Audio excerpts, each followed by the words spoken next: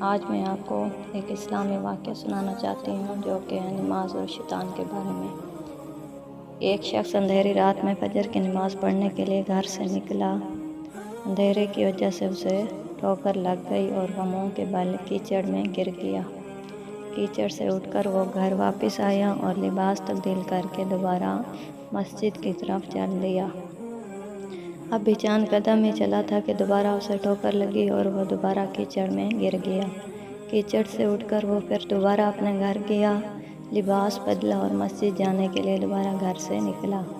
جیسے ہی وہ اپنے گھر سے باہر نکلا تو اس کے دروازے پر اسے ایک شخص ملا جو اپنے ہاتھ میں روشن چراغ تھامے ہوئے تھا۔ چراغ والا شخص چپ چاپ نمازی کے آگے مسجد کی طرف چل دیا۔ اس مرتبہ چراغ کی روشنی میں نمازی کو مسجد پہنچنے میں کسی دشواری کا سامنا نہیں کرنا پڑا۔ وہ خیریت سے مسجد پہنچ گیا۔ مسجد کے دروازے پر پہنچ کر چراغ والا شخص رک گیا۔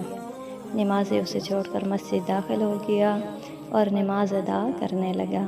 نماز سے فارغ ہو کر وہ مسجد کے باہر آیا تو وہ چراغ والا شخص اس کا انتظار کر رہا تھا تاکہ اس نمازی کو چراغ کی روشنی میں گھر چھوڑائے۔ جب نمازی گھر پہنچ گیا تو نمازی نے اجنبی شخص سے پوچھا، آپ کون ہیں؟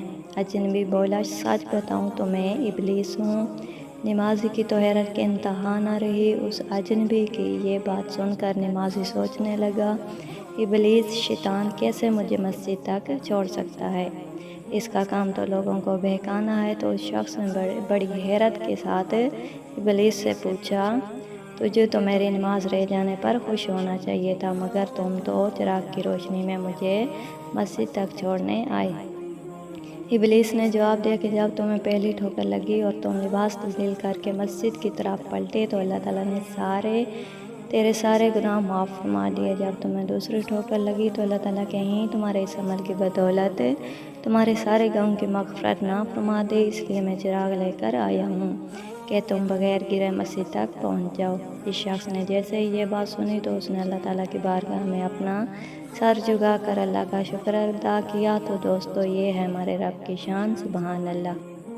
اس لیے ہمیں بھی پکا اور سچا نمازی بننا چاہیے۔ اللہ پاک ہمیں اس کی توفیق دے، آمین۔ اس کے ساتھ ہی ویڈیو کا اختتام ہو جاتا ہے، پھر ملیں گے نیکسٹ ویڈیو۔